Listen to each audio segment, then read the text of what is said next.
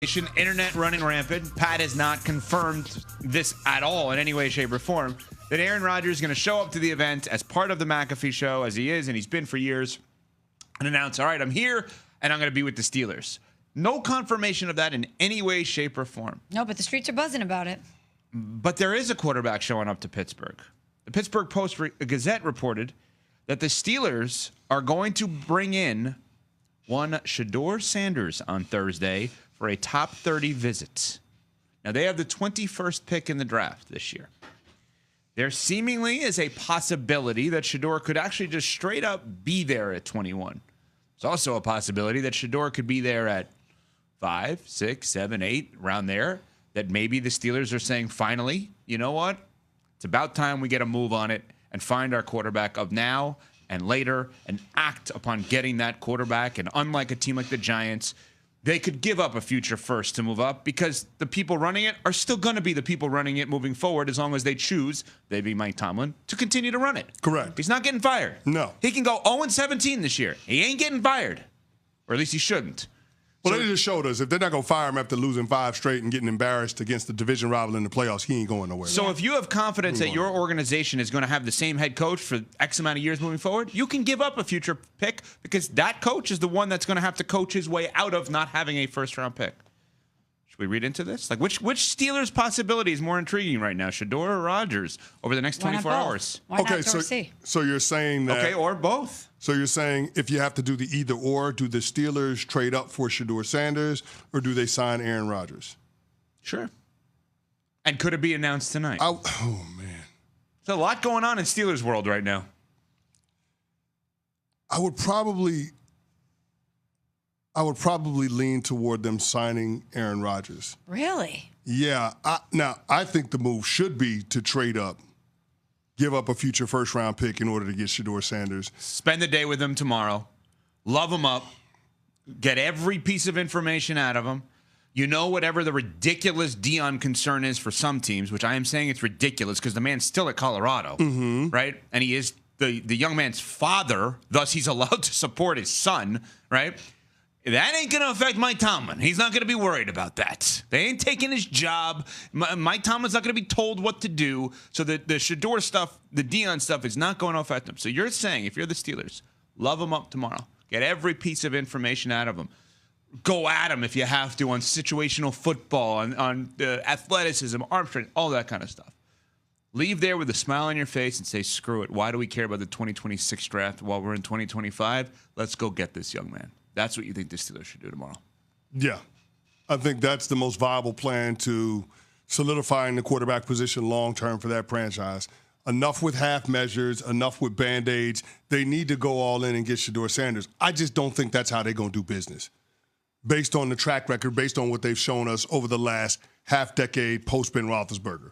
It's been Band-Aid after Band-Aid after Band-Aid, and it feels like this offseason is more of the same. Now, I love the idea or the proposition of being able to have Aaron Rodgers as your quarterback for now and Shedeur Sanders as your guy for later.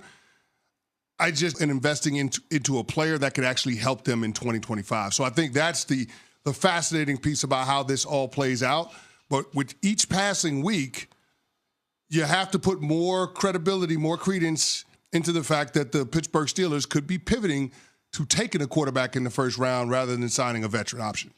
See, and I would go door number 3. If I'm them, I would try to get both done. I would try to get both accomplished. I would look at what the Atlanta Falcons did last year and say it was shocking at the time, but thank goodness they went out and drafted Michael Penix Jr. because it did not work out with Kirk Cousins. And you're right. The Steelers have been doing this cycle where they've tried to put a Band-Aid over the quarterback position year in and year out, and it has not worked for them. The Aaron Rodgers proposition is what, a 1-year deal, maybe 2. If you're super lucky, you'll get 2 years out of Aaron Rodgers. But let's be real. We know that there's a finite amount of time left in his football life. If I'm the Steelers and he does elect to come there, I'm thinking this is tops. Why wouldn't I think that that's a great option for me to bring in Aaron Rodgers, play him this year, or at least part of this year if he's not good. And then I have Shedeur Sanders as not only my backup for this year, maybe next year, but hopefully for the future. And you take some of that pressure off of Shedeur coming in with all of these expectations on him to this great franchise that's desert thirsty for a future franchise quarterback by having a guy like Aaron Rodgers absorb that spotlight from him. That's what I would do if I was them, if I could accomplish both. Yeah, I mean, if they're willing to give up a future first to move up, hypothetically, for Shedeur, now they may not, because they may just sit there and say, hey, we can actually just wait to see if he's here at 21. I mean, there are so many options. If you think, like, I'm just thinking selfishly as a Pats fan, right? I'll go from 4 to 21 if you're going to give me next year's first, because then I'll take 21 and 38, and I'll move back into the top 10. Because or top 12, somebody will trade down in that spot, and then, okay, so I move down 5, 6, 7, 8 spots. Yeah. I'm going to get an offensive tackle that I need anyway, who's still going to be available, one of those guys. And now I'm going to enter into next year's draft with 2 picks, all for just losing a second rounder. I completely agree with you. I mean, listen, back in 2019, Pittsburgh did it for a linebacker. They should be willing to do it for their quarterback. Remember, they moved up from 20 to 10 to draft Devin Bush once upon a time. Right? What did they give up for that? I don't remember. They gave up the 20th overall pick, which ended up being Noah Fant. They gave up a second-round pick, which ended up being Drew Sample, and then a third-round pick, which ended up being Lloyd Cushenberry. So no first-round pick to speak of, but still, I'd be willing to give up a first-round pick if that's what it took to move up 10 spots, 12 spots, whatever it takes in order to get Shedeur Sanders. They traded up in 2023 in order to draft Broderick Jones, and that was the deal where the Patriots ended up getting Christian Gonzalez. That's a win. So, I mean, if you're the Pittsburgh Steelers, you've done it in the past in terms of moving up in the first round in order to get your guy. I just don't understand why you wouldn't do that when it comes to the quarterback. You just have to make sure that he is your guy. That's why I think it's great that they're having him come in, that they're going to get to spend some one-on-one time with him, really discern whether or not he's their quarterback of the future. But if they leave that meeting and they think he could be the guy, they have to go out there and get him. They have to. If we look at this just very quickly, let's just pretend Rodgers and Shedeur are going to go somewhere together. And then let's also bring in the previous conversation we had of Purdy at $58 million a year. Should they flip-flop? Purdy at $58 million makes more sense in the Steelers, and Rodgers and Shedeur make more sense on the Niners. It does. It's weird, but it really does make sense for them to flip-flop. Then the Steelers are just like, oh, we don't have to deal with this anymore. And the Niners are like, well, we know we can get to the Super Bowl with multiple guys. We've done it. We haven't won it, but we've done it. They should just all flip-flop. Just call it a day. The Niners and